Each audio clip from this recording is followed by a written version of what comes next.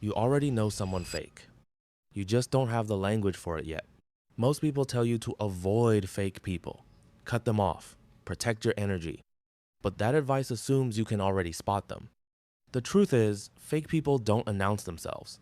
They're warm when they need you, supportive when people are watching, and completely different the moment the audience disappears. This isn't about avoiding them. It's about reading them accurately, every time. There are 7 specific behaviors that genuine people almost never display, but fake ones repeat constantly without realizing it. And once you see them, you can't unsee them. We'll get to all 7, but the first one is happening in conversations you're already having, probably today. They perform differently depending on who's in the room. Watch someone across different social contexts, around their boss, around strangers, around people they consider below them. Genuine people are largely the same person in all 3 situations. Not identical, everyone adjusts tone slightly, but the core stays consistent. The values, the humor, the way they treat people who can do nothing for them. Fake people don't have a core. They have a rotation of performances, each one calibrated to whoever holds the most social value in the room right now. The tell is subtle but unmistakable. Watch how they treat the waiter versus how they treat the CEO. That gap, that's where the real person lives. That's one. But the next behavior is even harder to catch because it sounds like kindness. It isn't. They give compliments that somehow make you feel worse. Fake people are masters of the compliment that carries a hidden sting.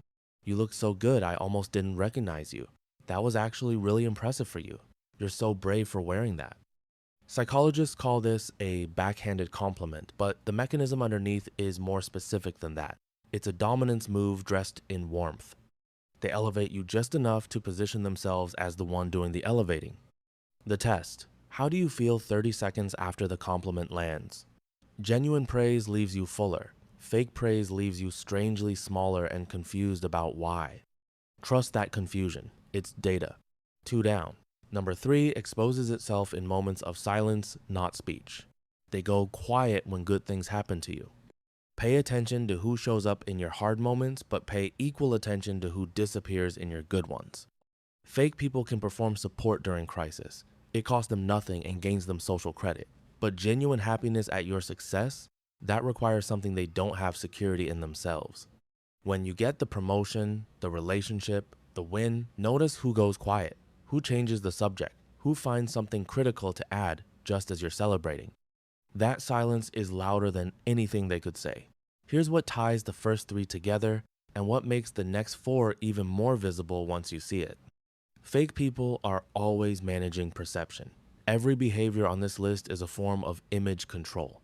Keep that lens on and the remaining 4 become almost obvious. They never apologize, they explain. When a genuine person wrongs you, they say, "I was wrong, I'm sorry," full stop.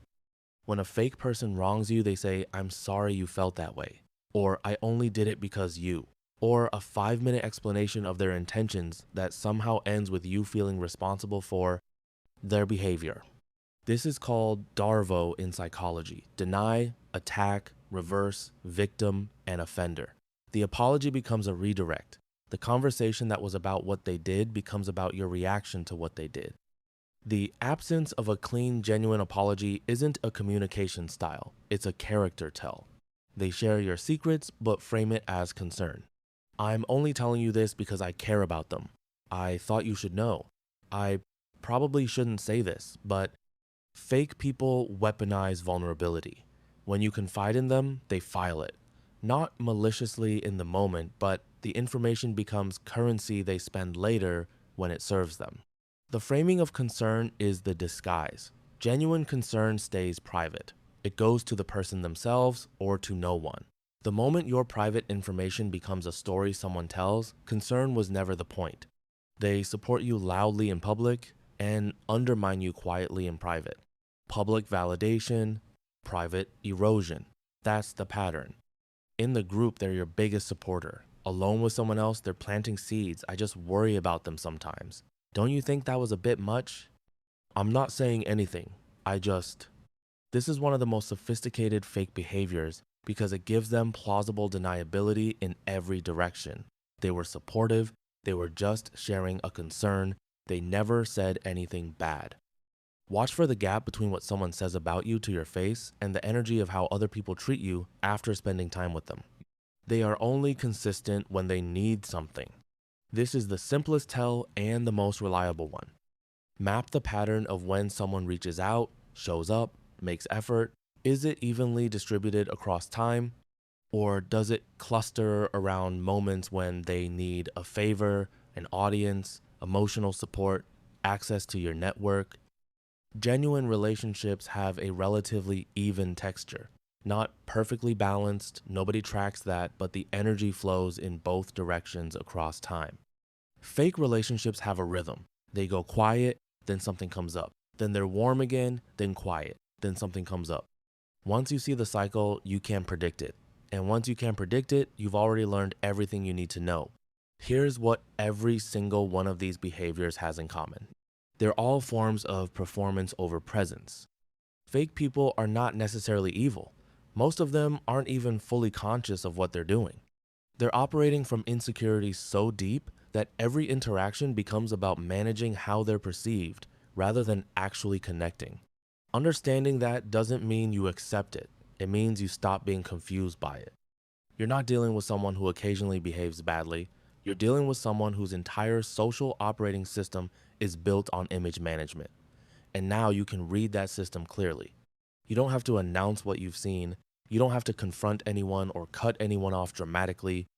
Just adjust accordingly, quietly, from a place of clarity rather than emotion. That's not coldness, that's intelligence. Drop a 111 if this gave you a name. And if you want to go deeper into how to protect yourself from each one of these, the next video is right there. Press the subscribe button. Stay aware.